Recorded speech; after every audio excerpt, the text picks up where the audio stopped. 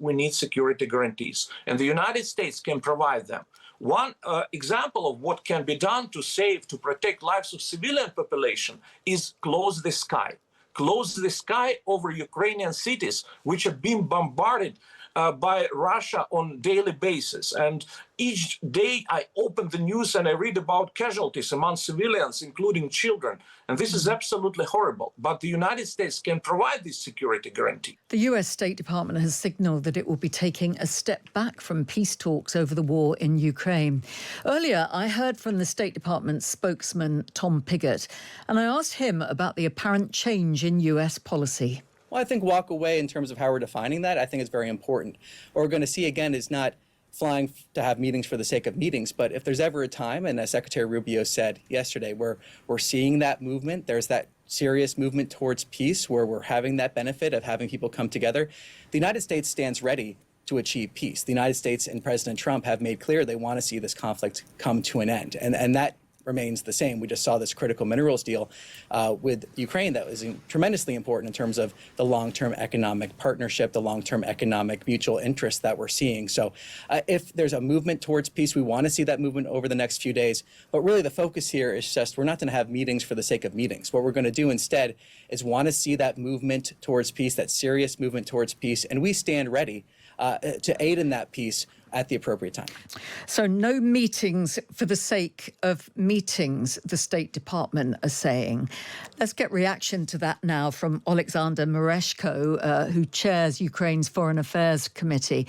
Oleksandr, what did you make of that? No meetings for meeting's sake. Is that frustrating for you? Do you understand what they're saying?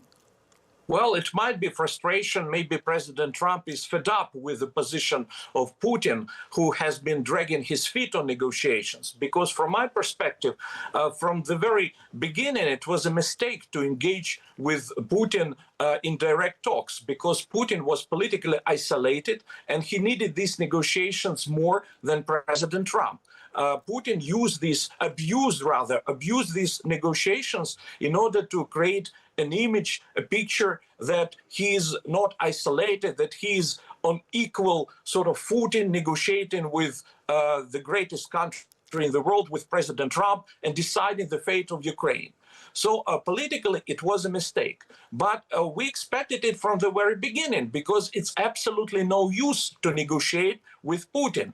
And maybe President Trump and his foreign policy team are coming to the same conclusion. They understand that Putin is not interested in result of negotiations, peace or ceasefire. He's interested in the process. He creates this imitation of negotiations and continues to kill Ukrainians, continues to destroy our country. And maybe it's like a moment of truth. I don't know. But what is really important... what's the hope now of getting anything towards a ceasefire and then negotiations for a longer-term peace?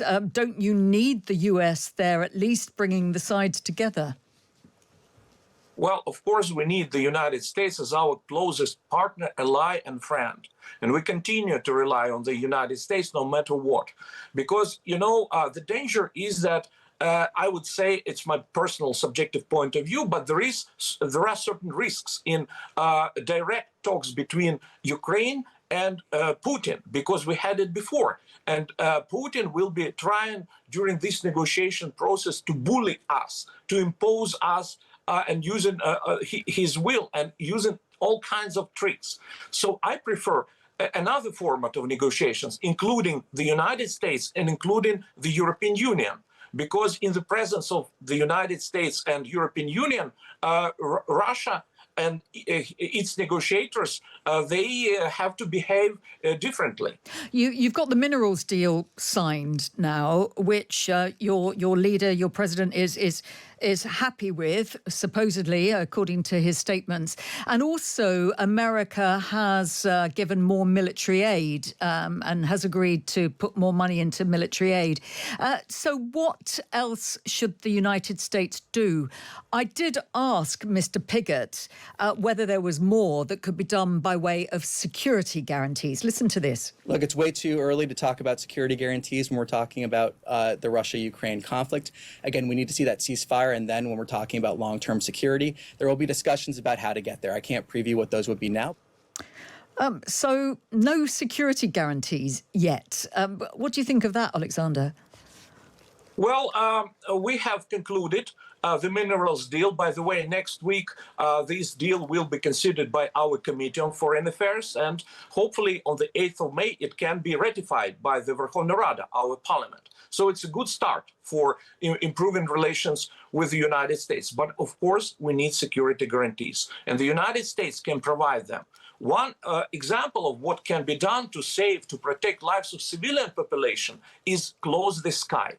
Close the sky over Ukrainian cities, which are being bombarded by Russia on daily basis. And each day I open the news and I read about casualties among civilians, including children.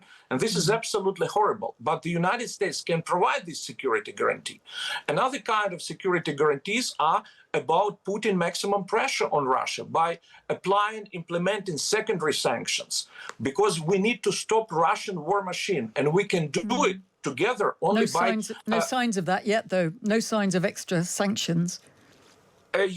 No signs, yes, but something is changing. The tone after this mineral deal is changing. We see the whole attitude has become more favorable towards Ukraine.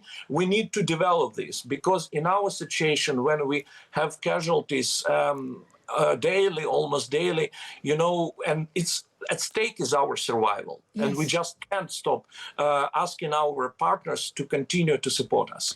Thank you so much for talking to us this afternoon, Oleksandr Merezhko, giving us the Ukraine view there, whether US negotiations will continue.